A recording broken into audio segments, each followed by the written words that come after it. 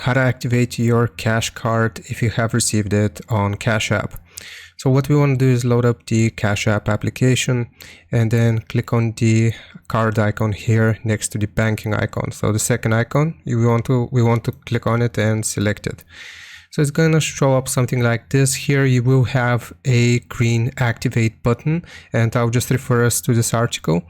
So right here, it's going to show us this. So after we have gone to the card tab on the Cash App button, you will see a green activate button.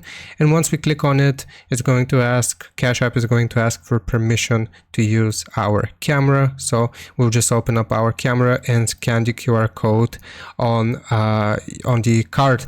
Now, if you don't have the QR code here that came with your card, then you can go to the card tab like I just showed you. We click on the green activate button, and then we will select activate without QR code, and we'll need to enter the CVV located at the back of the physical card and follow the prompts. So basically the CVV is a 3-digit code which you will have on the back of your card. So for example, if this is the front, you will turn it over and you will have the CVV there.